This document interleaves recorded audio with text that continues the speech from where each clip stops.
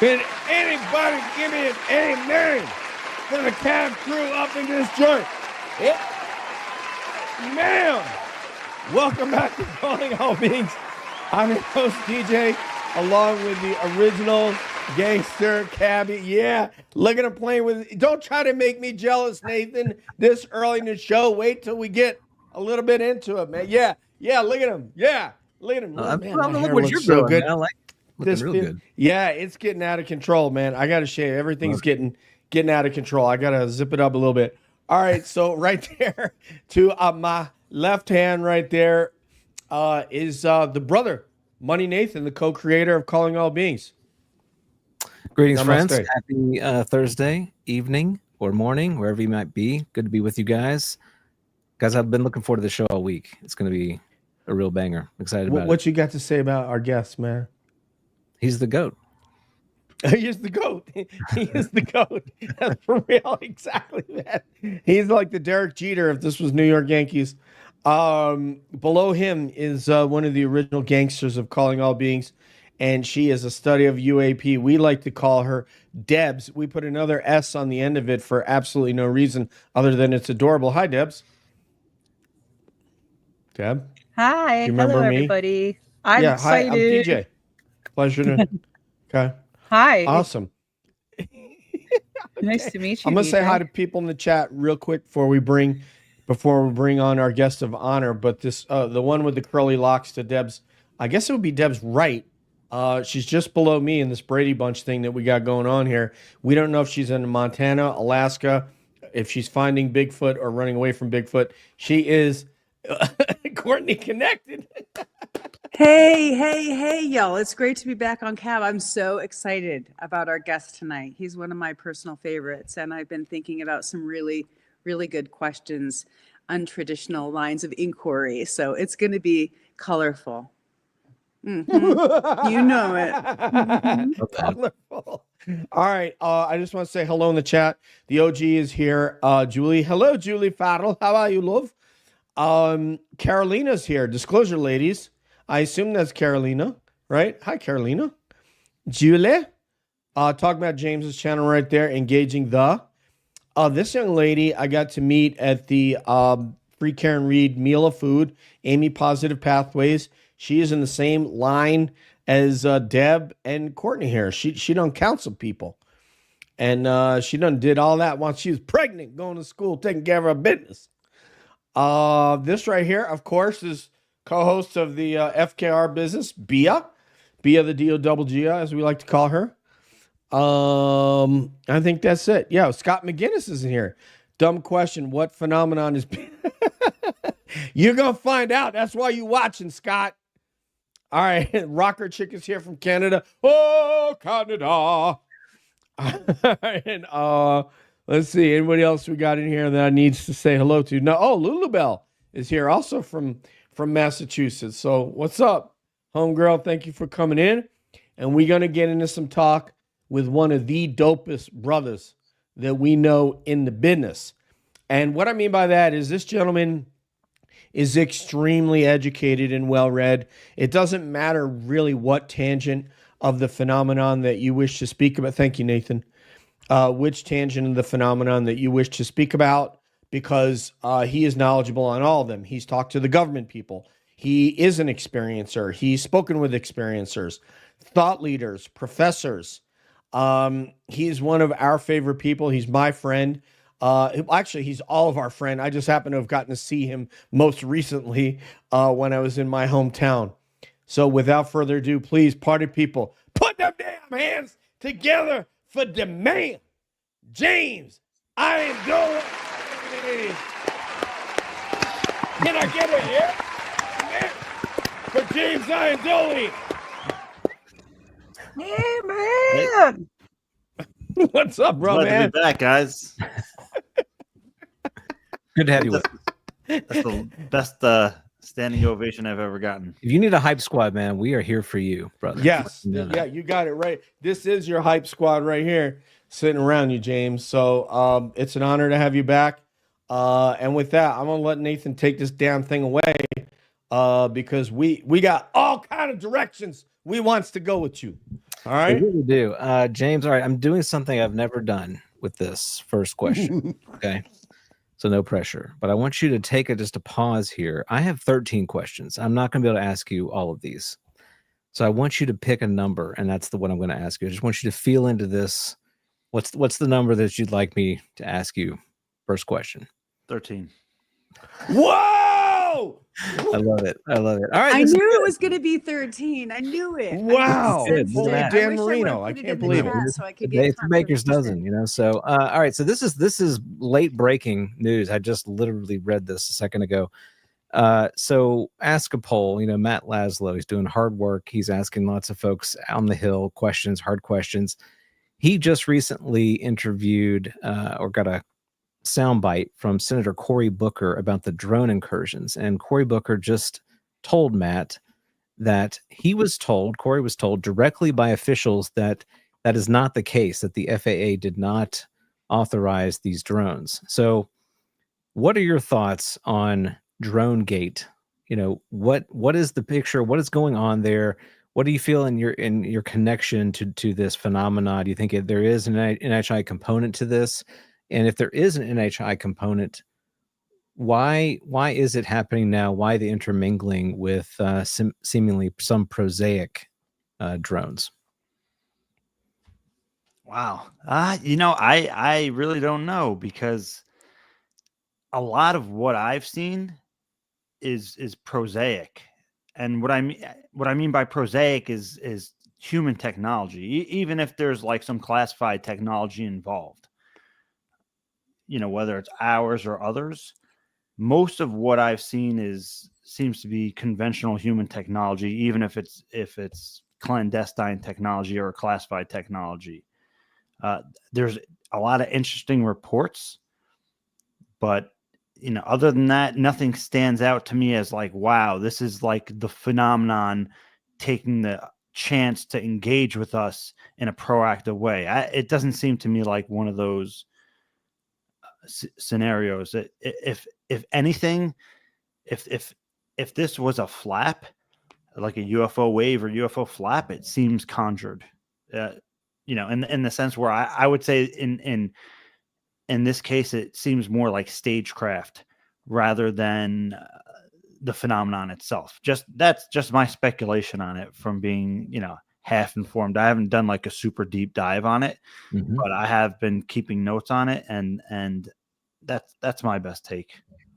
When he says he hasn't done a super deep dive, he means he hasn't called me, because that's essential. I'm just kidding. I'm just kidding. Everybody, please continue. He's the expert. Yeah, no, I think it's a good take, and you know, it has had a pretty stimulating effect, I think, on maybe the public conversation, just because it is so maybe fantastical. So, what are your thoughts on that kind of?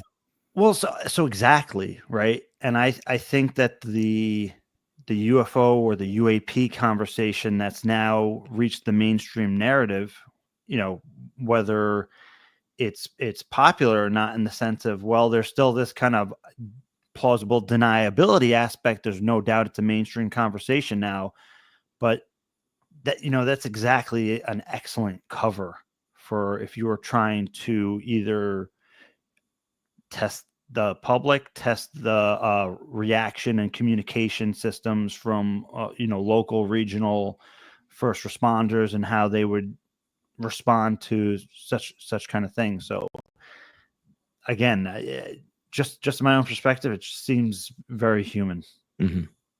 Awesome. And UAP is like the perfect cover, especially with the current conversation going on, whether it be domestic or foreign. Love it. All right, I'm going to pass it off to Deb. I know she's got a bunch of questions as well. Okay, so also in recent news, Representative Luna came forward and discussed a task force regarding disclosure of, well, let's just say secrets held by the government. And some people have high hopes that this will also lead to disclosure for UAP.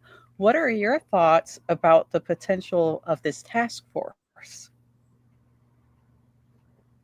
I think it's a step in the right direction, but I think initially, you're kind of mixing in all these different things now, and so you're going to further stigmatize the subject in a sense where it's now being thrown into a conspiracy basket, where it's being put into a basket now with a bunch of other hot topics that people do not want to touch, right? Like people might be interested in UAP transparency, but now there's all these other items on the list that are going to like instantly turn people off because they don't want to look there and it's too much at once. I mean,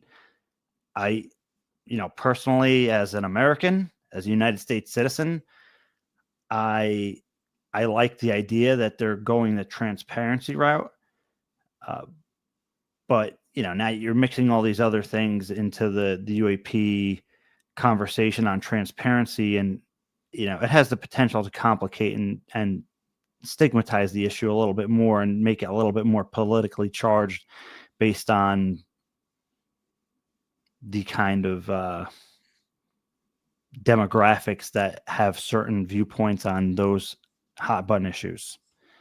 So ultimately, I do think it's a good thing, but there may be a lot of knee-jerk reactions, and now UAP is going to be thrown back again into like this conspiracy mix because of all the other issues that are being pushed forward in that committee and the oversight. Again, I think more oversight's better. I think we deserve transparency in all these issues, but again, it's being mixed in this cauldron of other issues that people don't want to look at. So it could be complicated, even though it's a good thing.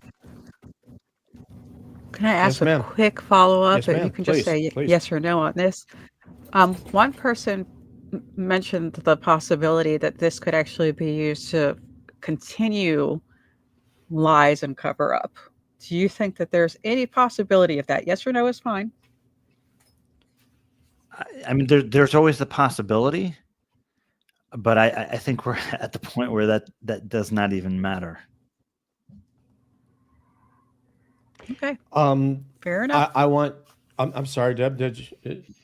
Okay. If there's no follow to that, I want to bring up this question, taking around the panel, and then we'll continue on with Courtney Connected. This is from Creative Kel, and it says, have any of you panel members seen reports of Dr. Stephen Greer that the #DroneGate is happening because of a cabal of criminal bad actors that are doing a psychological type event to cause confusion? So why don't we start with Nathan and then go all the way around? Yeah, I mean, that's kind of it's interesting. It's on brand for Stephen Greer. I think he's kind of been touting that for quite some time, that there's going to be this false flag alien invasion. So that sounds like something that he would say. If it certainly has caused some confusion, but like a lot of things with the media cycle, it's sort of faded away now. And it's interesting that maybe some of the governors in some of the states are still, the elected officials are still a little bit upset about it, particularly when the FAA, they said the FAA said these were authorized drones. There was kind of a reaction that was a bunch of bunk, and we've had very conflicting statements. I mean, it certainly is a good example of, I think, poor messaging from the government, just across the board, like different agencies, different perspectives. Is it truly bad actors, or is there some criminal behavior behind it? I haven't seen any evidence to suggest that. I just think it's a combination of, like James has said, very prosaic things, but that has kind of also captured the imagination of the media and the public, and we kind of do what we do with those things and run with it a little bit. Debs. I don't even know where to begin with this. To be totally honest, obviously these drones are a mix of things. We talked about that when we did the episode about the drones, right? We just suspect there's lots of reasons for what we're seeing. or what is being seen. I just think that Greer tends to go slightly to the dark side with things pretty quick. And honestly, I haven't seen what he's been putting out because I avoid that. Like he just is very quick to go there, and I from the psychology background, I just have an aversion to how he presents. So yeah, no, I haven't seen the report, and no, I do not think it's a cabal of bad actors. I think there might be some people playing hoaxes and missed all the other reasons for the drones, though. Absolutely, of course, people are going to jump in on that. But they were probably doing drone flights before this, and they probably will after. So I don't know if that's super malicious or bad. Okay, that's my 2 cents on that. Courtney Connected, do you have 2 cents or perhaps even 3 cents? I don't Or do you really. not even have a change purse? I don't know. I don't really. I'm just going to follow up with Deb with an abbreviated version, and I've called this one of my biases. In the past that I used to watch him a lot and follow a lot of his movies and his information, but over the past 10 years, I've just kind of filtered it out. So I don't allow it to come in too much and impact, my news or what I read or my opinion about things. So no, I don't really have an opinion on it. I will say I do know that he has made claims about false flag and invasions and World War III style stuff in the past. And I thought most of that was drawn from Werner von Braun. I might be wrong. But I felt like he kind of repackaged that. So knowing that that's there, that's always going to be there, and it's always part of kind of his, prophetic stuff. I think he might have some of his own biases that fill in his gaps as well. So I'm just not a big proponent of him right now. James Iandoli, what is your thoughts on that, James? I should use an Italian accent for you. Sorry, go ahead. Yeah, that's right, man. Come on. What is your thoughts, James, on this topic? I don't know. The things are flying in the air over New Jersey. This, as they said in the To the Stars Academy show, they had on History Channel when they were speaking to the Italian researchers. He was like, "We could not stop this device." When he's talking about that one shot that allegedly shot down the helicopter. Yeah, I still love that. Almost as amazing as my most famous quote in recent UFO history, which occurred here on this show with Jim Semivan. It's not about $22 million, right? Mm-hmm. There's a non-human intelligence living with us on this fucking planet. Yes. It's absolutely amazing. So this idea regarding Stephen Greer's cautionary, the way he's approaching this drone thing goes into a paper he wrote, and he always talks about it, is when disclosure serves secrecy, and this idea that this kind of activity could be used for psychological warfare, to prepare the public for a threat from non-human intelligence and aliens. And although the Carol Rosin testimony regarding Werner von Braun heavily contributes to that, Stephen Greer had other insiders and whistleblowers that came to him saying, like, "Hey, listen, we could press a button and essentially launch an event that would be perceived by the public as a threat from aliens or non-human intelligence for whatever purpose would follow, a martial law kind of thing, or, unite the world against non-human intelligence." I don't see that as impossible anymore. Really, a few years ago, I saw that as more unlikely, but as the time's gone on, I see like you would only need like one event, and it would not really take much. It wouldn't even take real reverse engineered UFO technology as he proposed. You would just need some kind of drone that looks really weird, and you could totally stage an event like that. if you want to go into the stage thing, I mean, Jacques Vallée has talked about staged UFO events, right? He in Forbidden Science, Volume 4, he talks about securing a document from the CIA that talks about staged UFO events in Brazil and Argentina. And I believe that he's indicating that that the events. Well, I'm blanking on the name right now. Colaris or is it another? It was it wasn't the Colaris event that I'm thinking of right now. Project Plate. Is it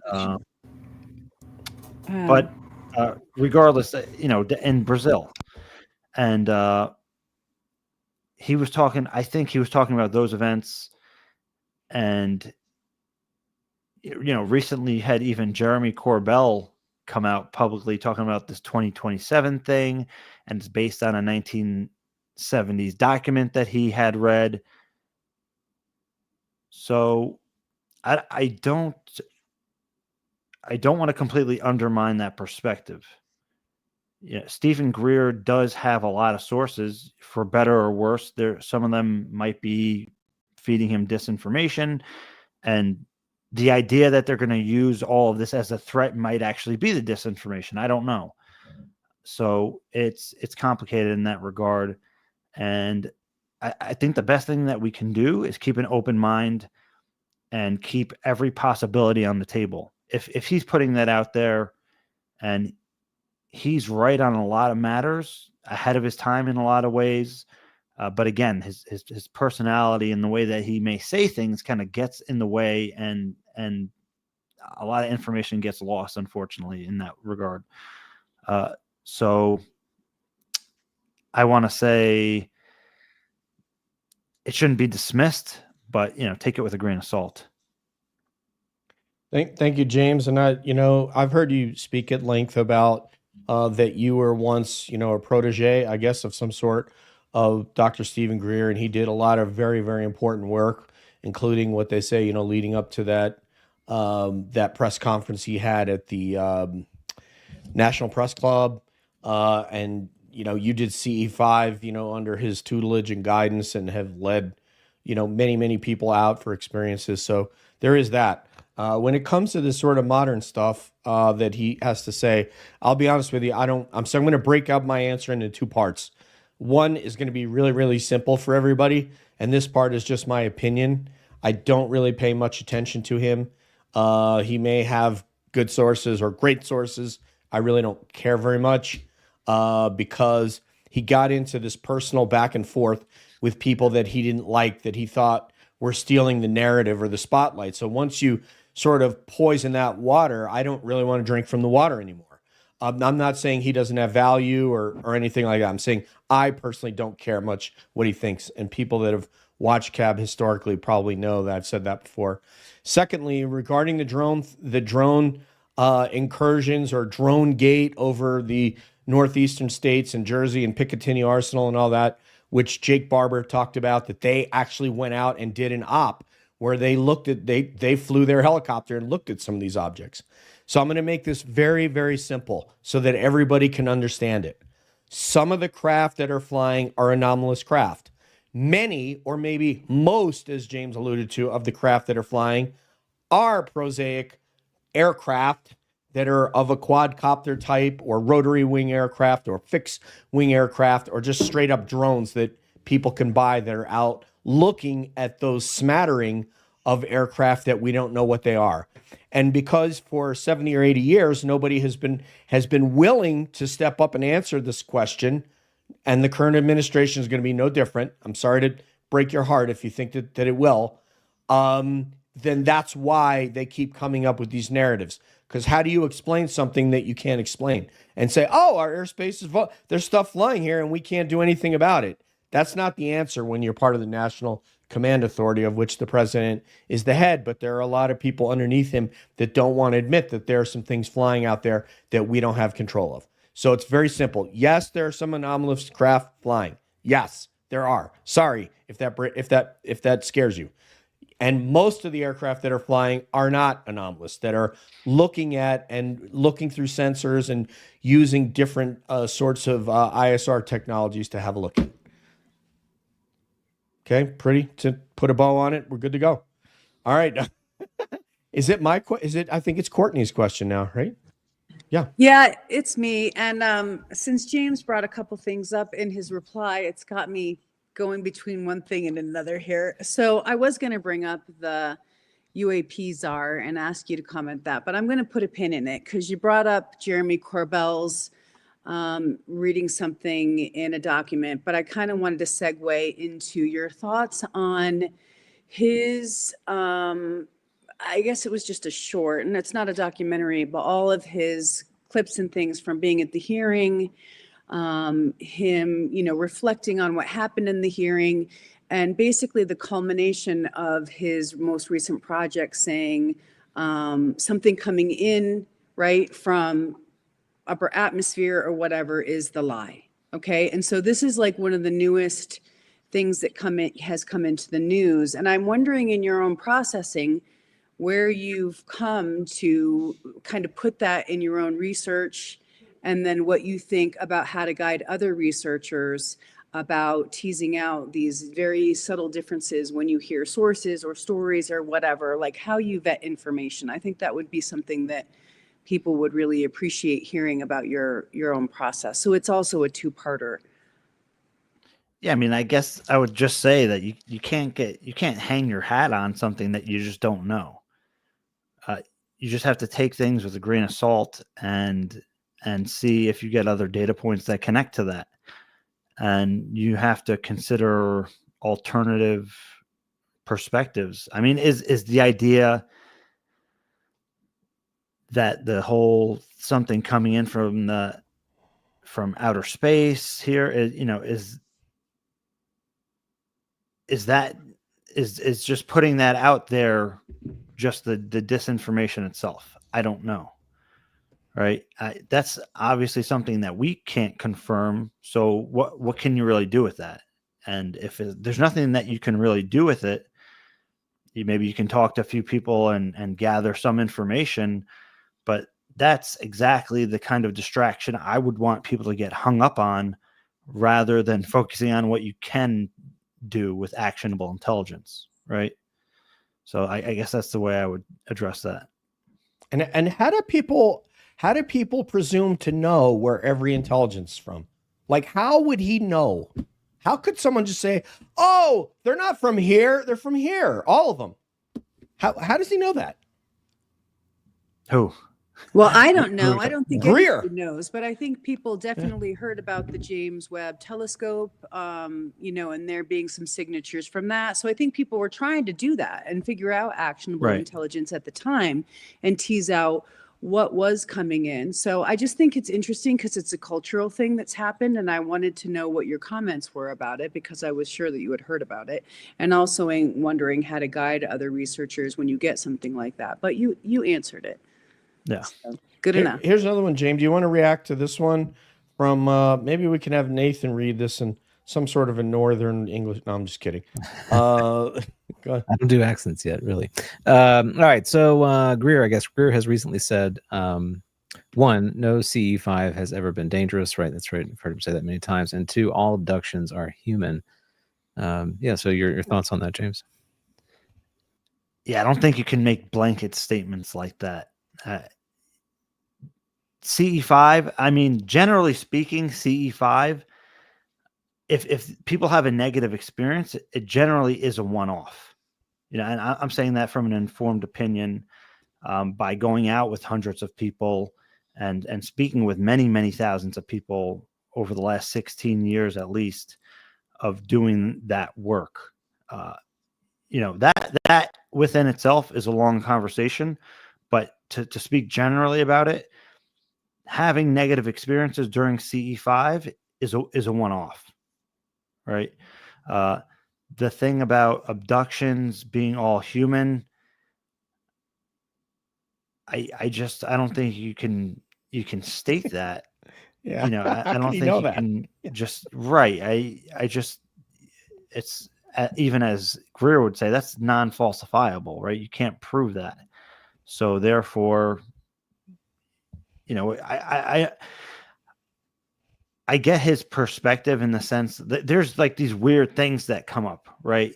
Like in the Eric Davis and Admiral Wilson notes, where it talks about abductions not being from non-human intelligence, and you get again these weird comments from Jacques Vallée talking about all these staged UFO events. So I definitely want to say that the idea that there's clandestine groups that stage abductions, I think that is absolutely true. But to say that no abductions are done by non-human intelligence, I also think that is not true as well. Dan Sherman begs to differ. What?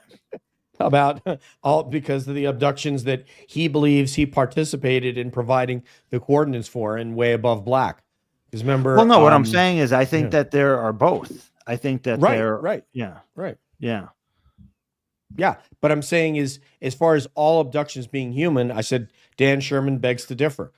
And I somebody was recently on, was it Elizondo? One of these thought leaders was on and said, that's a must read, that Way Above Black, which is basically like 60 pages long. So, and it details how they believe coordinates were being provided so that other intelligence could go and grab people, for lack of a better word. So anyway, and do whatever, some kind of experiments. I was going to ask you about your reaction to specifically to Dan Sherman and psionics, but I think I'm going to go somewhere that the audience really wants to go ultimately. So we might as well go there now. And you'll tell me if you're not comfortable talking about this, and then I will go to plan B. Your personal experience with non-human intelligences. What about them in general? I mean, going from Sherman to... Okay, so we have people in the audience right now that have no sense of, first of all, what it's like to call one of those in and to be close to a craft that you collectively, along with a group with the right intention, were able to get to come to interact with you. And number two, that they to actually have an in-person experience with a non-human intelligence. And I'm curious if you can satisfy that incredible curiosity that not only the audience have, but everybody here on the panel. So my first initial events, I did not invite in. It was not a CE5. It was just happenstance. Those were a lot more jarring because I was not expecting them. They were spontaneous in a sense. So I would say initially I was pretty shaken up, right? Like I was definitely experiencing like a cognitive dissonance in the moment and trying to understand and realize what the hell is going on. Because something that was clearly out of the ordinary and didn't fit in the moment. So, but nothing was ever threatening to me, right? But it was jarring, especially the telepathic component, right? I think that is the part that is kind of so direct that. Like if you see a non-human intelligence, right? Let's just say one appears in front of you, you can kind of close your eyes or something, right? Like that. But that telepathic component, you can't really shut that off, at least in my experience. That it's like I don't want to say it in a way like, oh, you can't escape from that. And I know people talk about, oh, well, you can say prayers and whatever, and it will go away. But that part, I think, is the most jarring part, because there's a kind of mind merge or connection that's going on when you're having one of these experiences with non-human intelligence, at least in in my experiences, so having an experience like that is, it's paradigm shifting, but it's, if you're doing something like a CE5 to invite the encounter in, it's a different dynamic. So, I think, I got involved with CE5 because I was having the experiences, and, I was already in the thing, right? There's no going back at that point.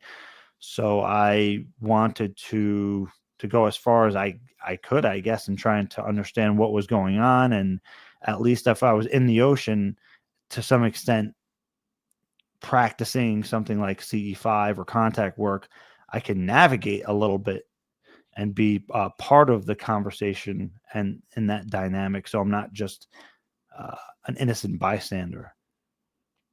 I'm going to circle back to my follow-up later on, but Miss Jessica's is directly related to this question. How did you feel after the first time? Yeah. Think about that song from Foreigner. I'm just kidding. So that after that first time, I was frightened. I didn't know what was going on. I clearly knew it was something that was not human in any sense that I can perceive. And I didn't know what it was. I didn't have any context for what it was. At that time, I was like 5, 6, 7. I was too young. And at that age, I didn't associate it with the UFO phenomenon, because there were just entities, and there was a telepathic thing, and it's not something that I invited. And it at that point in time, it had only frightened me. So at that time, I was literally, I was just frightened by the experience, and I didn't really want it to happen necessarily. In retrospect, I'm kind of glad I had experienced it, because maybe it led to all these other experiences happening, which, again, at the end of the day, I'm grateful for. The risk of Nathan taking away my cab dental benefits, can you describe their appearance as you saw them? Yeah, those initial entities looked almost like a shadow entity. They had almost like, I guess you can say, like a human type form.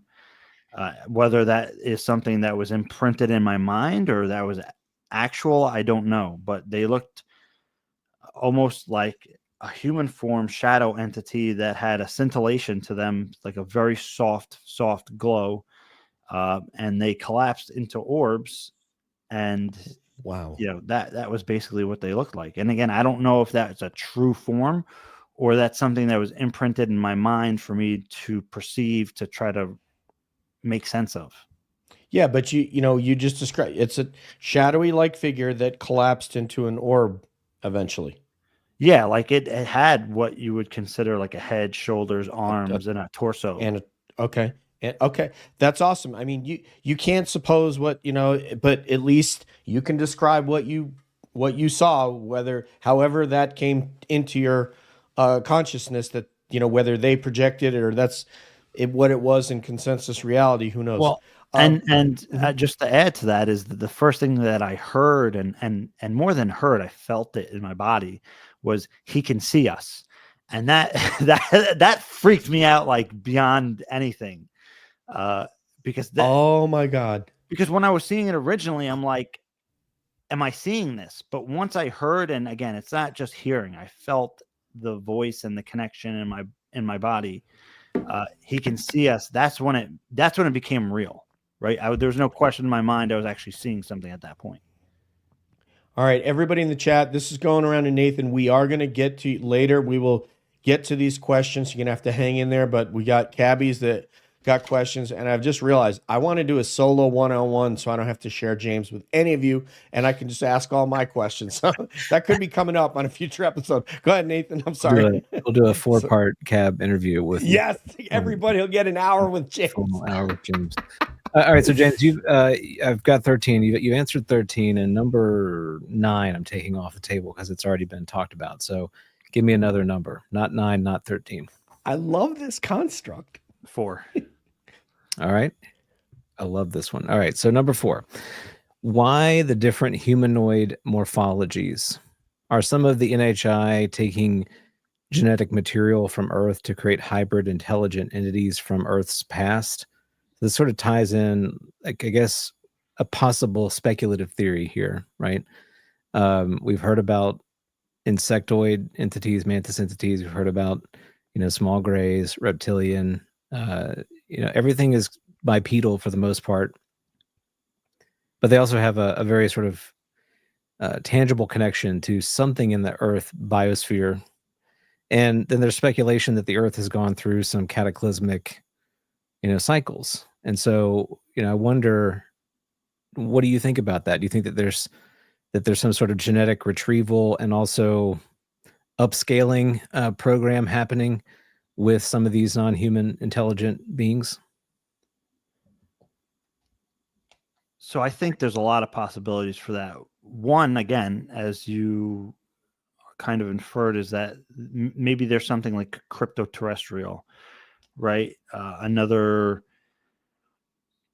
human-like, unconventional non-human intelligence, as Darren would say, that is indigenous to the Earth, but has a different evolutionary path, or maybe like crypto-terrestrial / ultra-terrestrial, that it's an ancient civilization that stemmed off. They were here, and then a catastrophe happened, and they either left or went inside the Earth or something, and continued to develop and interact with us for different reasons. A big hats off to Mac Tani's The Crypto-Terrestrials. I think everybody should read that book that kind of explores that idea, and that actually is recommended by Hal Puthoff. Really interesting. Of course, the other thing that comes up is the extratempestrial hypothesis, that some of these intelligences are future humans, and that's why we're compatible in some ways, right? That's why they would want to take samples and observe us and maybe try to guide us in a direction that is optimal or less damaging, because they're us in the future. And there's all these different theories, but I do think that there's something to be said regarding like a universal blueprint, right? Like, we don't look out into space and see like square or cubical suns and galaxies, right? There seems to be like a universal blueprint for things. And I forget, maybe Morphic Fields talks to this a bit, like maybe just certain sentience and different, even so. I'm not opposed to the idea that extraterrestrial biological entities could be bipedal, right? That's a possibility. Again, there's a possibility that non-human intelligence has taken samples from this planet and created a kind of artificial intelligence, like the soft technology that Jake Barber talked about, and many others have talked about over the years, where it's a kind of android or something, and they use that to interface with us because it's something we can recognize. So again, ultimately, I don't have the answer for that, but there's a lot of interesting theories to it. Yeah, I appreciate you speculating. That's a really good, thought exercise, and I agree. It's hard to land in one particular place, but it is very interesting that pattern recurs in the literature, and it's not 100% unique, right, James? I mean, I think there are certainly encounters that fall outside that bound, but they're just not as prevalent. Yeah, I just think it does seem strange. Like, wow, if something developed elsewhere, it should have evolved a lot differently. But again, you look out into space and all the planets are spherical, right? It just seems like that. I tend to think that there's some kind of universal blueprint to some extent. Love it. Thank you, Deb. That was brilliant, by the way. I blew my mind with about like square planets don't exist. Like there seems to be, you blew my mind, James, but there seems to be these universal patterns. And that's so, yeah, my mind is still coming back together. Thank you. Well, if something works in the universe, the universe repeats it, right? It's an efficient form. So Fair enough. Debs, I'm sorry. Go ahead, ma'am. Okay, so I'm going to take this to a totally different place. I watch, and I think I've told you this before, James. I watch Chinese dramas in addition to what people know as K dramas, and I'm very interested in Eastern stuff, as you are. And one thing I've been picking up on is that some of the Chinese dramas talk about the cultivation of gods, that they come to the mortal world to cultivate. What's interesting to me about that is that when you listen to people talk about near death experiences, they also say that we come to Earth to learn and to make progress. And then when you look at the UAP phenomenon, there are people that talk about this idea that um, NHI are treating the planet as a zoo and that they are learning from the planet. So, what do you think came first? This ancient traditional belief in cultivation on the planet, or this is actually something that existed before we believed it and it's just a fact? again, that is an idea that comes up in a lot of traditions, even Tibetan and many others that say actually the human form and being like, and this kind of gets into the hierarchy of being idea, right? That there's like gods, angels, human, animals, bacterial life and what, and so in a lot of these traditions they say that the human form is like right in the middle, but because there's such a synergy of both positive and negative, that creates a much higher potential. Like if you are incarnated as an angel or a deva or a god, lowercase g, you actually are so content in your state of being that you have no wish to ascend to a higher way of being. So you're not really actively seeking enlightenment because you don't need to.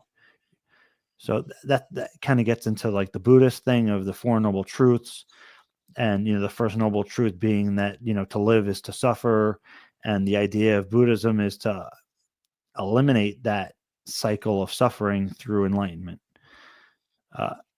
So the idea of the zoo, there's also Dolores Cannon's Convoluted Universe, and where like this is a school and we're going through these waves, the first wave, second wave, third wave, to awaken the planet to higher level of consciousness. So there's a whole lot there. I think that probably, of course, those ancient ideas came first, but we're constantly like reinventing and reframing those ideas into like modern ways of understanding. This is amazing. Isn't this like, is it Mike Masters that has this hierarchy of beings, or is that Diana Pasulka? I know It's one of Diana those thought leaders. Pasulka, but it's also thought Tim leader. Taylor. Tim Taylor. Taylor had talked about it, but not, Right. Monsignor Balducci, who somewhat participated in the Disclosure Project through Paola Harris. Paola Harris conducted the interview with Monsignor Balducci, who was the top demonologist for the Vatican. And he said, I first of all, he said, I couldn't talk about this if Papa did not want me to, meaning the Pope. Number one. Number two, he talked about, if we're kind of like here on the level of beings, the angels are probably like over here, and infinitely spiraling upwards is this. So that, believe it or not, that is actually even within the angels, right? There's different classes and levels of angels. It's not just like, oh, there's angels. There's like the 7 or 9 like levels of angels as well. So the hierarchy of being things exists in many cultures. Yeah, I think Caroline has given you an amen on that. I believe we're going to Courtney Connected at this point.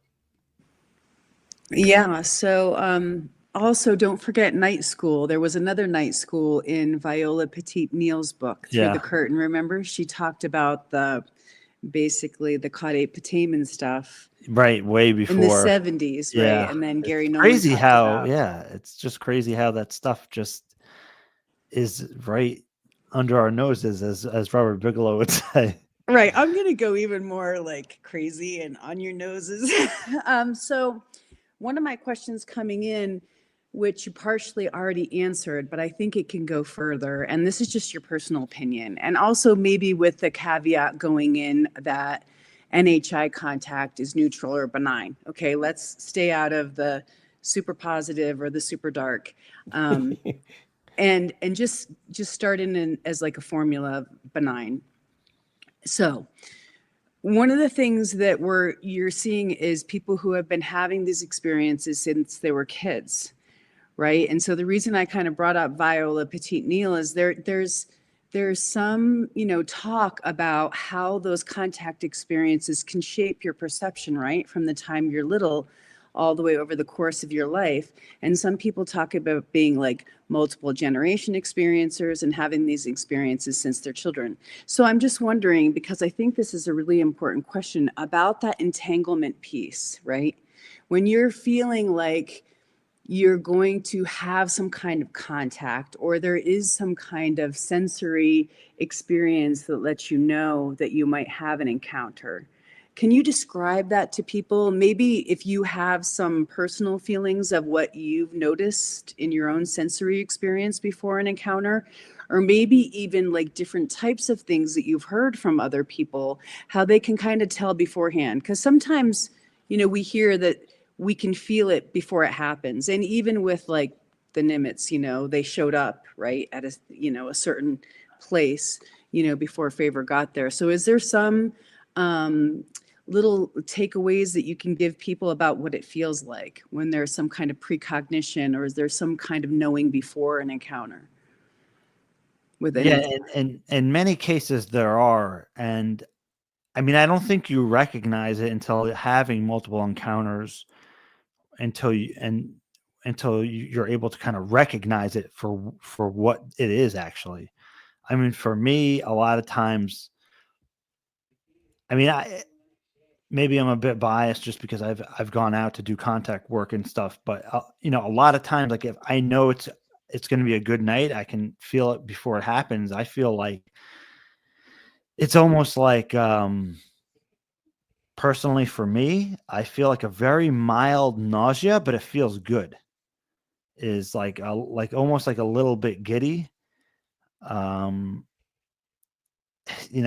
could be like a buzz-like quality to it, and a lot of people, again, I know you didn't want to get into the positive negative thing really, but maybe that's being able to sense this other intelligence, and you're kind of feeling their frequency, right, based on the connection of consciousness or whatever. But again, it could, if you're going to have an encounter, sometimes it's there's like high strangeness that starts to happen maybe a day before, maybe a week before. There'll be a series of high strangeness events that begin to occur. And again, at first, maybe it's the first or second or third time, whatever it's happening to, you're kind of like, oh my God, what's going on? But by the 20th, 30th, 50th, 100th time that you're having this happen, I mean, you kind of have a feeling, okay, I kind of see what's going on here. Like, it's leading to something. And people can speculate, oh, this kind of plays into the idea of Jacques Vallée's meta control system And I mean, people hear that, and it's not in a paranoid sense. He's not saying it like, oh, it's something's controlling us, right? Kind of thing. I think the name could deter people, but again, it's just not like, oh, wow, this encounter happens. There are sensations or things that can happen before an encounter, like precognitive dreams or high levels of synchronicity that are just absurd. Or again, like even for me, generally I'll have a very mild nausea and almost giddy type feeling. And I know when I go outside that there's going to be something there.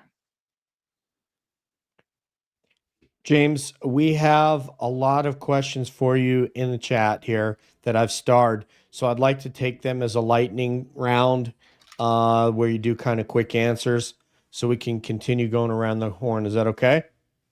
Yes, sir. But the first one is going to come, you guys can't even see it. It's from Jason Robbins, who is his mom, my college in Massachusetts, Dean College. His mom was on the board for 29 years. That means that Jason Robbins gets preferential treatment. And his question is quite simple, James. It is, do you ever get goosebumps before an encounter? Personally, I don't necessarily get goosebumps. I get what I explained. I get a giddiness.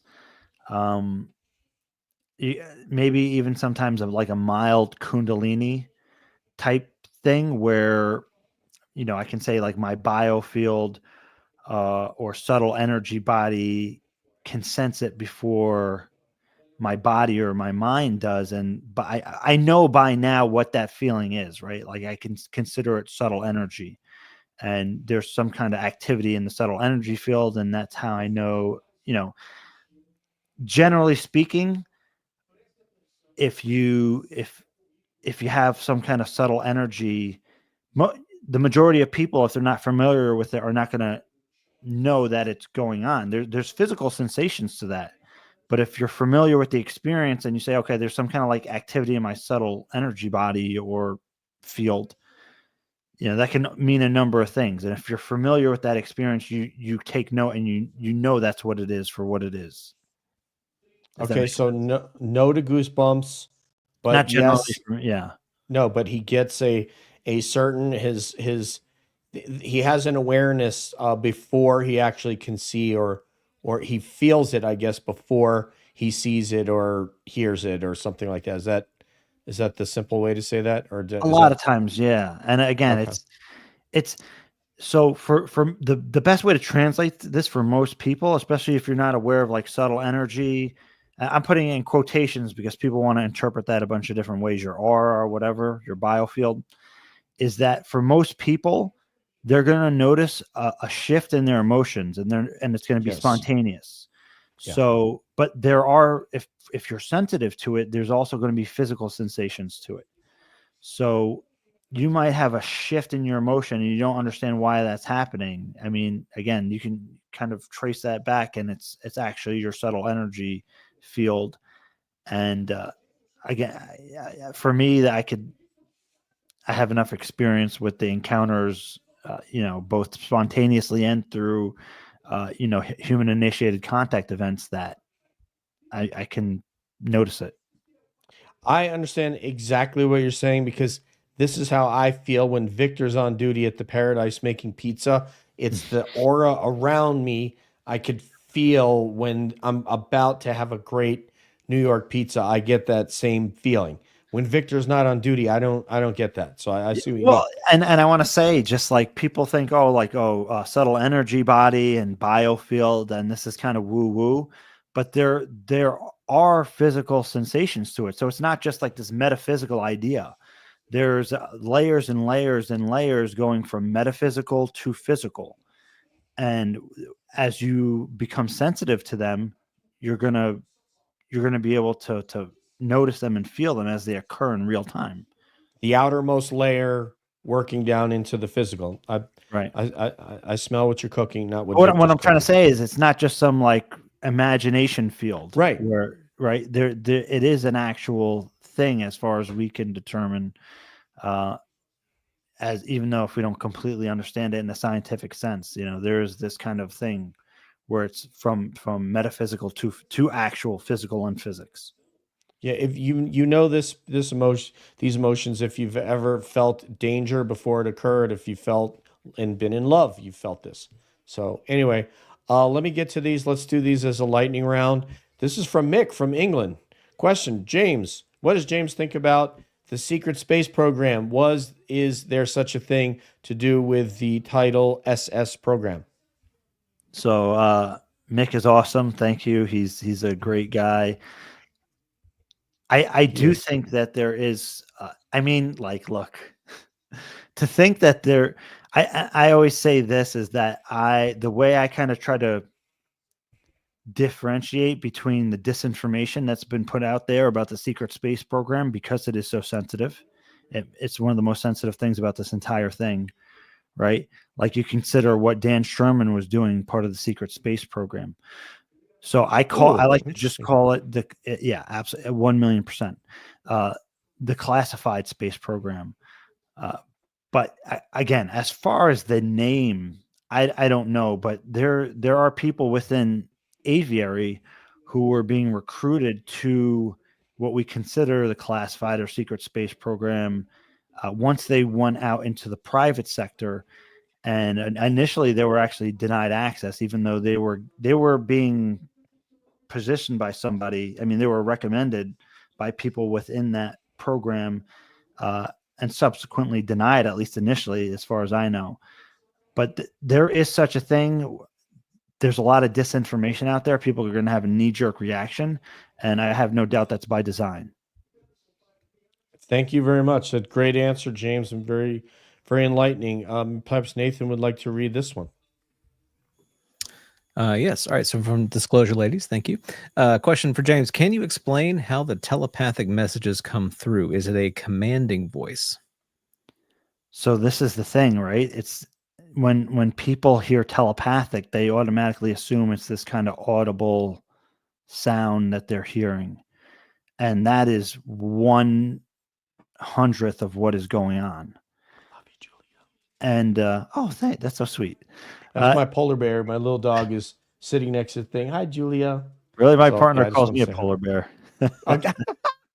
because I'm big and white, and I guess chubby or round or something. I don't know. You're looking like you have not much body fat when I saw you. No, I don't. But Yeah. compared to her. So I really encourage people to listen to the telepathy tapes, and you have to listen to all of them, because what they explain in the telepathy tapes is there's some points in there is exactly what I had experienced, but with non-human intelligence. Right. And I think the idea of telepathy from human to human is way more incredible, because with non-human intelligence, we can speculate, oh, well, they're more consciously evolved, or they're using a symbiosis of consciousness and technology to facilitate telepathy. But just doing it, I hate to say this, just doing it raw, human to human, no technology, no devices, pure telepathy is way more incredible to me. The idea of that. And again, there's a feeling to it. There's a sensation to it physically, emotionally. Like, again, I'm talking about these subtle bodies, right? There's different layers of your subtle body, and telepathy, like it's like a frequency vibration that rings through each level and each layer of that subtle body to your physicality, to your nervous system, through your body, and it's translated in emotions and knowing and all these sensations all at once simultaneously. That's why it's so hard to describe. It's like electricity going into a circuit board and creating light within an instant. It's this whole multi-level process that's happening simultaneously and so fast that, like, you have to almost do like a Vipassana approach of noticing the sensations to try to break it down layer by layer by layer by layer over different times of experiencing it, and then later on contemplating it in a vichara type contemplative meditative approach and trying to have insight into what occurred. So it's not just a commanding voice, and the word commanding sounds almost condescending. I'm not saying that's the impression you're trying to give, but there was no command about it. It was just like so much of meeting you on the level, right? As if this is to get very much to like what Jake Barber was actually saying about the mother thing, right? Like feeling love and the loving nature of it is if it was like you talking to your younger self. Speak of somebody that needs to be on the show, James's show, it's Jake Barber. This one's the Gray Owl. Perhaps Deb would like to read this one.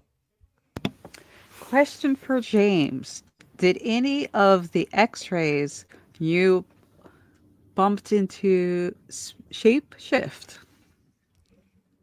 I guess that means like, I think x-rays might mean like some other intelligence. I think the answer was yes from the first encounter. Well, I was going to say, so from those entities, which I mean, for all intents and purposes, we can consider them non-human intelligence. I didn't see like a UFO associated with them necessarily directly. I mean, but to get short to the answer, yeah, they shapeshifted from almost like a human type shadow light entity thing into an orb. So that was a shapeshift, and I don't know if that is all physically going on or if it's something that's implanted in my perception via what Joseph Burks, MD, calls a virtual experience model. Oh, as James opened all possibilities. Maybe, perhaps Courtney's dulcet tones to read this one. QQQ. Did you think at the time that I could have been a dream? It could have been a dream, or did you know it was real? I think they put I in, but I think they mean it. Right. Yeah. No. It was 1,000,000% real, because in some instances I physically left the room. Right.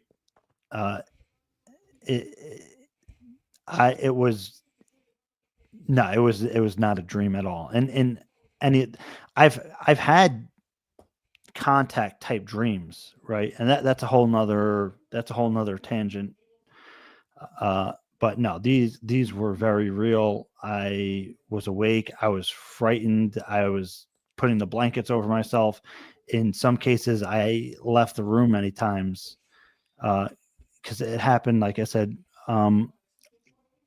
more than half a dozen times, maybe up to a dozen times, until I was about the age of 11 or 12, and it was the last time that it had happened. So they were very real in the sense of I was absolutely awake and startled and frightened. That's so awesome. Yeah, Man. I mean, well, yeah. No, it's not, but yes, it is. In retrospect, I'm glad that I had experienced it, right? Yep. But at the time, I didn't know what to make of it. And I've heard a lot of adults say that about experiences they had when they're in the childhood with the phenomenon. So it's interesting. And just so you know, Court, Beatrice is your cab colleague. She is co-host on the True Crime, the Cab TCU. So there you go, Courtney. That's Beatrice, Courtney. So and the rest of the cabbies, Nathan, Debs. So yeah, you'll see her on those episodes with TCU. She's done a lot of help getting those shows together. The Gray Owl. Wait, maybe I should do my Bob Marley for this. James, did you happen to take notice of the surrounding environment whilst in the presence of X-rays and UFOs, man? I wonder did you notice what was so like when this is happening? Are you noticing the environment around either the craft or that actual entity that you're having a communication with? I wish that the question was a little bit more specific, because a lot of trees, different ways to interpret that. Grass, wind, smell. So in different, I mean, the surrounding environment was as it was. So you did take. So then the answer is yes. You did take notice of the surrounding environment around that, or were you like laser focused, where you're staring at this entity or this craft or whatever it might have been? I mean, I was definitely locked on to it, but I still had peripheral, and everything was as it was in all regards. Okay, and who are we back? Now we're back to Nathan. All right, so James, you often discuss the connection between consciousness and UAPs. Do you believe experiencers are interacting with an external intelligence, or is this more of a co-created reality? This is kind of like Beatrice's question. So I do think that there's different circumstances. I think that in different cases that there's different things going on. So, I mean, I've had experiences where there was no doubt in my mind that it was another form of intelligence as real and physical in this universe as me and the other, right? But I do think that there's definitely experiences where it is this kind of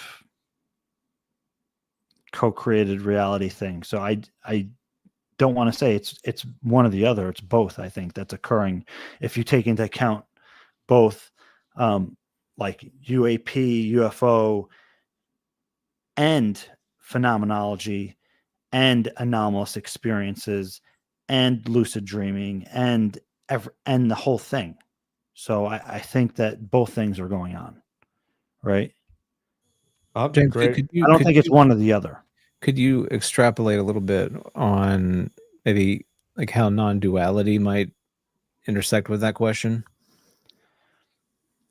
Well, if you're coming at it from a non-duality aspect, you can go all the way from the top of that and say that this is all kind of consciousness just interacting with itself, to the very kind of like crude version of every different sentient intelligence is separate but yet connected, and is learning through interacting with each other. But on the top of that, it's really just the universe growing and learning from itself. So there's a lot of different ways to interpret that, because in that sense, it's like if you're interacting with something like an angel, right? I came to face with this light being entity during my trauma-induced out-of-body experience that kind of facilitated what is often described in near-death experiences, where I felt that I was not separate from this entity at all. Like I just knew, I had this knowing of it. And like, is that like my higher self? Is that me on a higher reality, planet dimension? Or is that just an angelic guardian that I felt so close to that I couldn't tell the difference between me and it, if that makes sense? So, you know, there's a lot of ways you can take that. And I don't think, I mean, for me personally, I don't like to get stuck in the idea of one or the other. I like to just let things be as they are. And to some extent, there is a face value aspect to it, where there's us here and there's this other sentience, just like there's me and you guys are all individual sentients. Although there might be non-local aspects, and we might be the same organism that can resonate together and come together as, you know, one consciousness in different levels. I do think that there are fractals of that, and that's expressed through our personalities and bodies and all that. Yeah, I mean, if you don't, I just want to, what you're making, the point here is just so good. I want to, if you could kind of talk about it a little bit further, but it's the multidimensionality of the experience, right? So that it's just like the multidimensionality of a personal experience with a friend, right? So there's the, you know, you're meeting face to face, you're communicating, you have a history together. You know, that history informs the nature of your communication and what you feel in that communication that's taking place. And so you can interpret that exchange from that one, you know, facet, right? But if you turn the facet in a different direction, you can interpret that exchange between, you know, maybe where you grew up and how you happen to just intersect because you grew up in the same geography.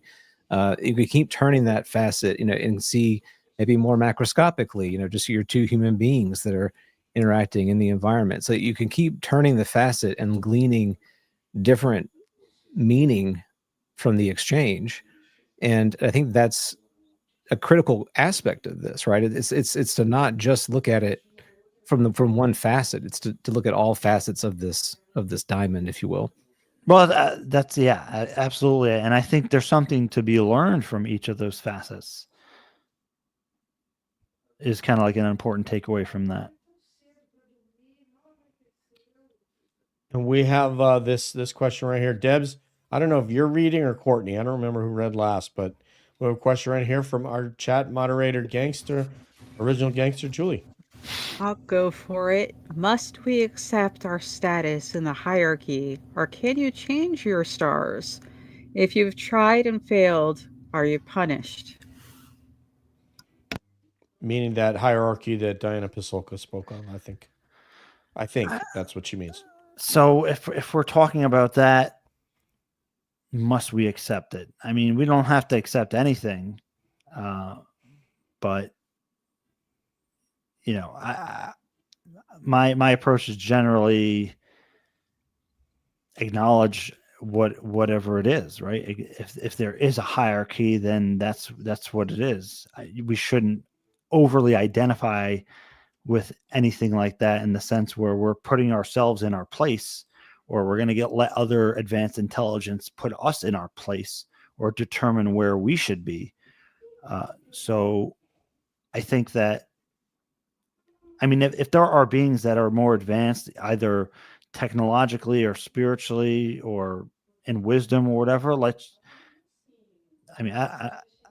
don't see any problem with accepting that for what it is. Just like, there's like a dog isn't on the level of our sentience and the way it can express its intelligence and with intention and foresight the way that we can. There's probably other intelligences that are more advanced than us in just that same way, and by acknowledging that, we can then learn from it and rise to that level. If we just ignore it and like there's nothing higher than us, that's kind of arrogant in a sense, right? So why not exceptionalism? Well, yeah, so why not acknowledge that and learn from it? Like, what example is that showing us? What possibility is that showing us? I don't see it as a thing like, oh, we're below these mighty entities. It's like, wow, we can attain that, right? We can learn from that. James, it's the whole thing is Star Trek. The entire show was that. I was not a Star Trek fan. I was. Okay, go do your homework right now, James. I'm just kidding. Just kidding. All right, that's fine. For me, it was circumstantial. I was just, when I grew up, Star Wars was what was, kind of. It re-entered theaters when they started doing the prequels, and so I was just more familiar with that. And I love the lightsaber duels and the Force. It's awesome. I love Star Wars, but Star Trek, the original one, basically that was their whole thing, was to go out to interact with these intelligences, not to disturb them or change their outcomes, but to learn from them. And that theme played out over and over in that first iteration of Star Trek. Maybe the other ones too, but I really didn't watch them or care about them. I think Miss Jessica is asking here, can you have an experience in utero? And I think, at least in Dan Sherman's case, the answer would have been yes, if you believe that. I mean, there's certainly stories of it. So I don't know from personal experience. There's stories of it. That's all I can make of that. Okay, Courtney connected. Radin, that's Dean Radin, for those who don't know. Radin has done experiments suggesting that all things are perceived in the body slightly before reality itself. Maybe that's what you answered earlier. So I think that, I mean, I don't know if it's before it's in reality itself per se, because if you're sensing it, you're sensing something. But yeah, I think there's definitely something to that. And I did talk to that a little bit before, right? When you're talking about anything psychic or psionic. There are physical components to it that I think translate through the subtle realities and through your subtle energy field and subtle body before you feel the body sensation. Then you feel the body sensation, and then you can perceive whatever it is. I think Julie's saying that wasn't a question. It was a statement that she put in caps. Thank you, Julie. Yeah, it was. He's written about it in a number of his books where he talks about the microseconds before somebody sees an image, they feel the feeling that correlates with the emotion that they should feel before the image arises on the computer screen, is the experiment that they did. And they had devices on the person's skin that could test for that. Okay, and I'm gonna anger the entire panel by doing 2 questions. So Nathan's like, I'm okay, man. Go ahead, bro. So this first question, it should be very quick. Did most of your knowledge, is this something like, do you study these things in college, or is this all self-taught, reading books and so forth? I hate to tell you that I've never been to college. Nobody knows, because the people you cavort with are like PhDs, people that you share ideas with. So it doesn't matter whether you've been to college or what degree you have. You're extremely, extremely well educated, and that's why the company you keep are people that did get a classic, college degrees, but they come and they speak with you to bounce ideas off of. So that's a testament to you. The next one we're going to play is going to be fun, James. It's called Fill in the Blank. Are you ready? I'm not Remember good at these high school? Mad Libs. Right? Fill in the blank. Fill in the blank is going to be the person I have not spoken with that I really want to speak with is blank because of blank. Nathan, you're going to have to increase my 401k after this one. That's a good one, though. I like that. Man, I'd really have to think about that. I'm sorry. I'm not. What? I mean, you could even throw a Jesse Michaels in there. I mean, why does it have to be somebody that's here and now? No, like it could be, literally it could be. Well, in theory, because it would whet our appetite for what's possible, what could come if that person has already passed. There's so many people on that list. There's too many people on that list for me. Okay. Too many people. And it's not even necessarily people that are like in the UFO field. Like, right. Edgar Mitchell is somebody that I planned on reaching out to a number of times, and I just never did. I probably wouldn't have got a hold of him. And then, again, he passed away. Right now, that when you say that, I'm just thinking about the people I missed the opportunity to speak with. Interesting. So there's nobody out there that's tickling your fancy that you're like, man, I really want to talk to this person. I want to talk to everybody. Other than me, because like that would be too obvious, but someone you haven't had on yet. I love this question too, because for someone out there, they want to talk to James. Oh yeah, there's. I really try to make myself available, and he does. Everyone, just to be clear, he's great. I go down a list, and like I'll be backed up by like sometimes weeks trying to get back to everybody, emails, DMs, and like everything I get, and then I'm trying to, it's tough. But somebody that just passed away the other day is Dr. Robert Gilbert, right? Mm-hmm. He's not really in the UFO field so much. He's kind of on Gaia, and unfortunately, I discovered him late. And I'm not really even a fan of Gaia because they have a lot of disinformation on there. Because it's an entertainment thing and whatever. They're generating money. They have some fantastic programs nonetheless in certain cases, and other ways I don't know if it's just entertainment or somebody is purposely utilizing their platform to put disinformation out.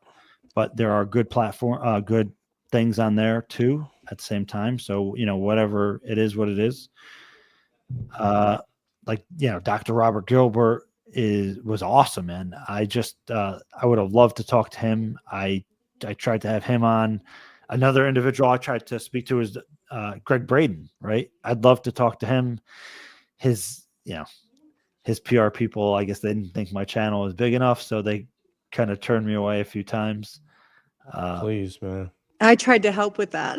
Yeah, just know through inside contacts. Yeah, it's just like, eventually they just stopped responding to me. I would like every 6 months I would be like, hey, but yeah, I mean, he was on Danny Jones recently talking about Greg Braden, which was he asked more questions, I guess, that I kind of would have asked. So it's not the same as talking to him, but I like that he was interviewed by somebody who's going to ask not the same questions, but along the same lines. So that was a great conversation. But I mean, yeah, there's a ton of there's a ton of people that I would love to talk to. But the first thing that is going to come to my mind immediately is people that I missed the opportunity to speak with because they passed away. Interesting that that's the case, but nonetheless, I thought, someone said good night. Saying good night to Disclosure Ladies. Yeah, two Latinas there, Carolina and Beatriz, right here. So anyway, yeah, I'm glad that you answered that way, but because there are people that aren't involved in UFOs. Ross Coulthart just had someone talking about, it was a lot about not only the pyramids, but other Egyptian artifacts that there is absolutely no explanation for how these things were built. And then they discovered in Scotland that's hundreds of thousands of years old that looks like there was some sort of an intelligent civilization there. They did obviously Göbekli Tepe, but now there are other places. So some of those guys like Graham Hancock would just blow my mind. Yeah, I mean, and I think I believe that is part of disclosure is our ancient past. I don't think we can have full disclosure of the UFO phenomenon without understanding our ancient past and our connection to these non-human intelligence, which I think in the ancient world that we had open relationships with. Everything's going to be okay. Thank you. We haven't seen you here in a while, Delta, but what's up? All right. So we're really about out of time, but if you guys want to do a quick run around and let everybody get in a last question, I think we need to do that. James, I'm not going to ask you to pick a number, but I do want you to talk to this. It sort of relates to one of the questions that I have, but what has engaging with the phenomenon taught you about engaging with human beings? Oh my God, Nathan, increase your own. I mean, and this is a crucial point actually that I did learn, and I feel fortunate enough to have learned it early on, is that if you can't engage with your fellow human beings, don't even bother engaging with the phenomenon. If you can't do that simple thing, you're missing the whole point. You have these, it's like, wow, you get there's these non-human intelligence and we can interact with them and that's amazing, but none of it means a damn if we can't communicate amongst each other, right? You're missing the point, right? And that's in my opinion. So, people want to kind of put non-human intelligence on a pedestal and like, wow, they're advanced, they're these great beings and these other humans, I just can't stand them. It's like, you're missing the whole point. You're missing the whole point. We have this beautiful relationship and family right here, right now. And there's this. I don't want to go on too long on this, but there's this idea that we're gonna side with the non-human intelligence and we're gonna override this evil cabal of humans that have right, like. I understand the frustration. I understand these kind of things. And there are bad actors and there are people that work in self-interest. But I think that you're jumping the gun there. Like, we need to work on the here and now and the human family and get our shit together before we can even think of having a relationship with non-human intelligence in a meaningful way. I don't mean to be... I'm not trying to make light of that. That of all the many great things you've said on multiple appearances on Calling All Beings, That is probably the most important thing you've ever said on Calling All Beings for people that are listening. I think that's what some people miss on this thing about disclosure, right? Is the human component. Yeah, you're right. I mean, like, look at how at odds our country is and how people revel in that and think it's cool, and they don't understand how stupid it is and how not productive it is and how that is, way more important than, if you can't get along with someone else who voted for a different person, then you have no chance of, actually having a decent dialogue with some other intelligence that's probably looking at you. And I mean, how can you have compassion for non-human intelligence but not, your fellow humans? Your fellow humans, right? And I think that, and I can't say this to be 100% true, but I mean, I think that non-human intelligence, at least some of them, would encourage that kind of thing. And even in working together in contact work and CE5 groups, there's a component of the work that demonstrates to you that you have to communicate amongst the group to get the deeper meaning and message of what is going on. And it's facilitated by non-human intelligence to guide the group together in that cohesive way. It's even people will say that, oh, my dog doesn't like other dogs. It's like, well, your dog probably just hasn't met the right other dog yet that they fit with, or cat, or whatever the other animal is. There's always going to be someone. I'm not saying there. It's not any as easy, or it's like, I understand that it's a complicated dynamic, but interacting and having relationships with non-human intelligence is only going to be even more complex. Good point, man. Pay the man. Debs, last question for James. I keep thinking about, like, I was just thinking that it's sort of like the people in the Bigfoot community who couldn't get along, but they want to go be best friends with Bigfoot. Like, how's that going to work? Like, do you think Bigfoot wants to be your best friend? You need to be decent to people for sure. 100%. So, James, I don't have a quick question, but hopefully we can at least get to something with it. I would like to have talked more about NDEs with you, because I've been listening to NDE interviews kind of nonstop for some months now. So my question is just, why do you think everyone has their own personal experience? There are broad patterns, but even like life reviews are very personalized, and people go to different levels. There's actually considered levels of death, basically, when they have an NDE. And I know this is something that you have an interest in and a personal interest in. So why do you think that is? Why do you think people have personalized NDEs? Yeah, that's going to be a hard one to get to quick. Deb always does that at the end of the show. This is not new. If you've been watching, just to try to kind of summarize my idea in like a thought packet, I would just say it's because we are different facets of the same kind of diamond, as Nathan was alluding to. So we're going to perceive things through our past experiences, our sensory apparatus, our, if you want to get into past lives and all that, if you want to get into, what we need to take away from the experience for it to be transformative. I think it touches on all those factors. That's dope, man. He said, I just dropped my damn microphone. What you got next? Because we are on limited time here. I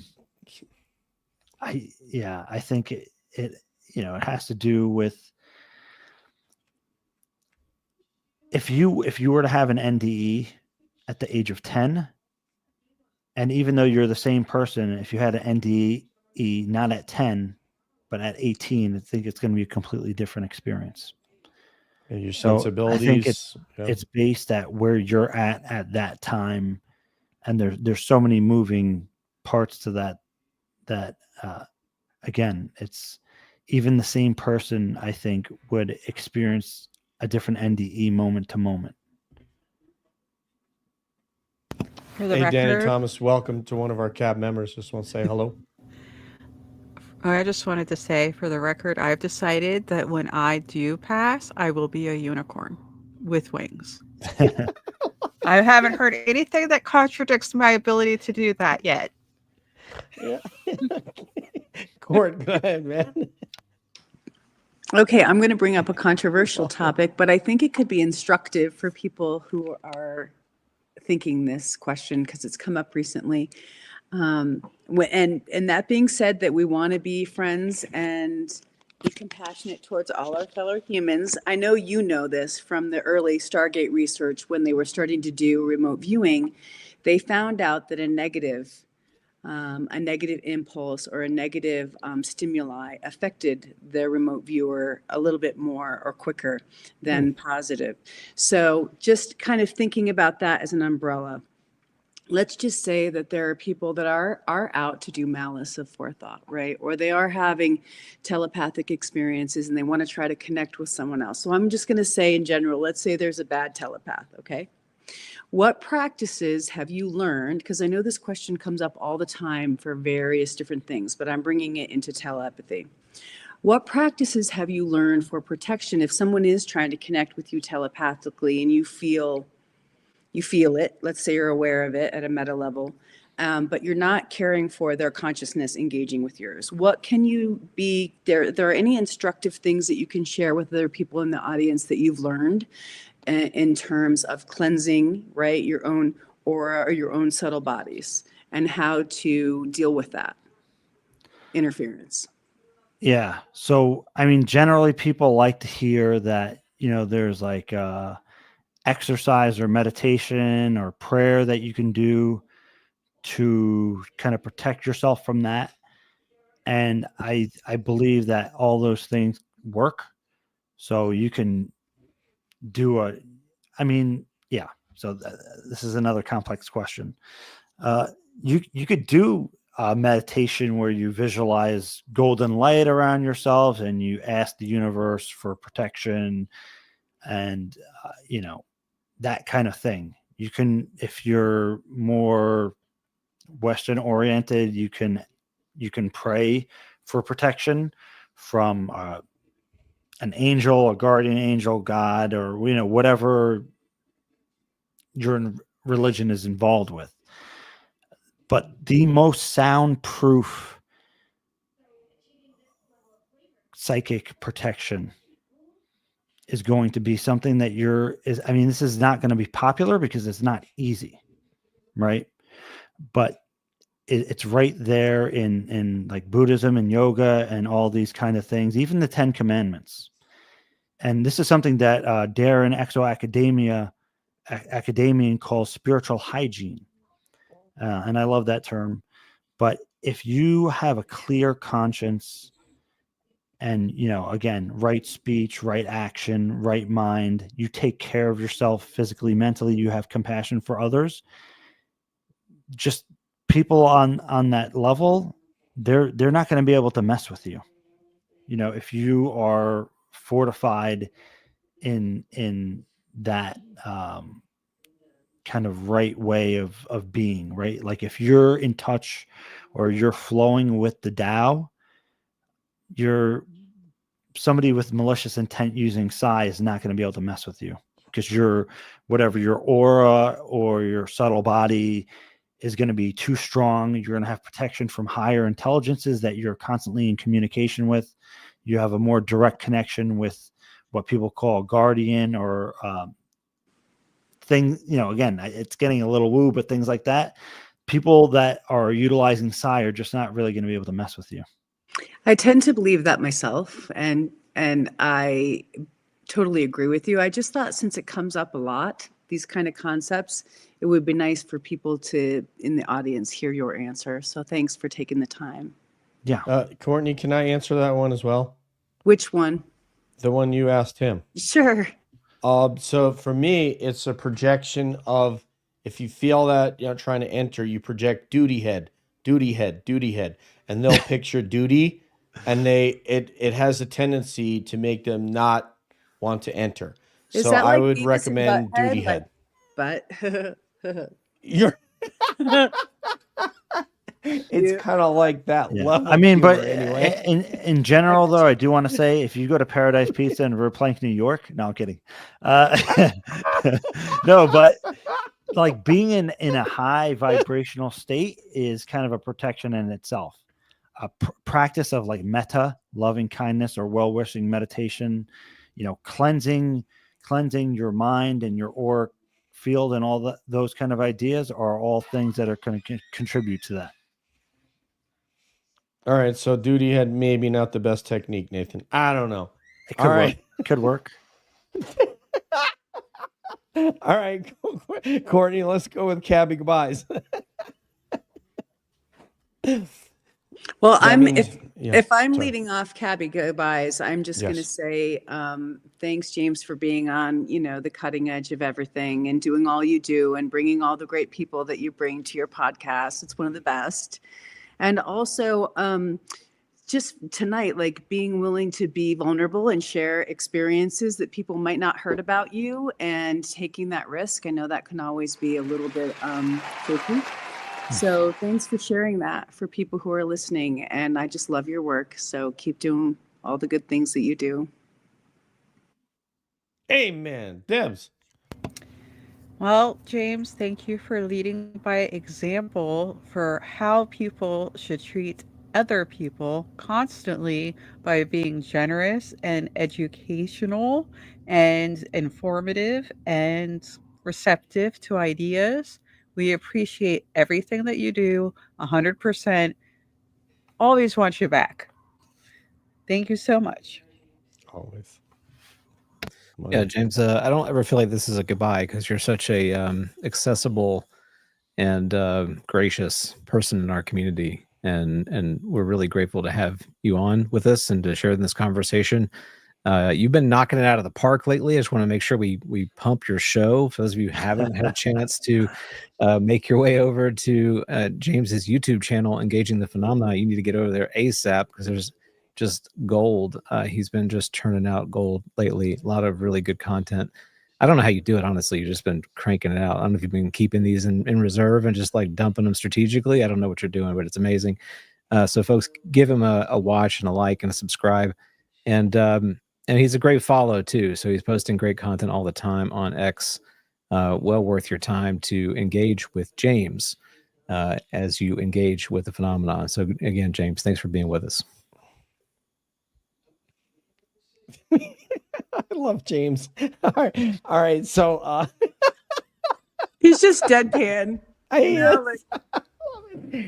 We got him with the intro. We got him to smile and laugh with the intro, but I'll never forget the first time we had him on, and he's like, "What the hell is going on here?" But James is I know it's like James is the GOAT. No, I get you, Gray Owl. We're all good. Oh, so here it is. So engaging the phenomenon. This is how some of us got into this. I listened to James' show and I messaged him, and I decided I wanted to talk about UFOs, and then I started doing the show. Then I met Nathan, and then that's how we came up with Calling All Beings. And I told James that he was basically from, a hometown homie. He was from, very close to me, not knowing he actually moved into my hometown, but went to high school, I don't know, 6-7 miles away. James, so all of this stuff will be in the show notes, everything that's on his YouTube channel, Engaging the Phenomenon, and this podcast and so forth. You will find that in the show notes to this episode. But you've inspired everybody here. It's like everybody here just loves having you on, because it's like, we're talking to a friend for one thing, but a friend who's really knowledgeable and is more well-read than any of us on this topic. So it's always edifying for us. And then obviously, a personal friendship that all of us have with you individually. So James, thank you so much for doing this. It's an honor that you would join us again, and we'll just be waiting till the next time. I appreciate you guys having me on. You guys are all doing the same thing I'm doing, so it's Are no we? different. Yeah, yes, Oh, okay. of course you are. All right. You're all All right. engaging the phenomenon in different ways, right? I guess so. Yeah. I mean, I'm not sure what it is I'm doing, but if I'm engaging the phenomenon, that's awesome. I say phenomenon daily, but it does not often answer back. Debs, man, you're the best. So, thank you, James. On behalf of James Iandoli, Nathan, Debs, and Courtney, this is DJ saying peace out. One love. We'll see you down the road. And we're always wondering what's up around the bend.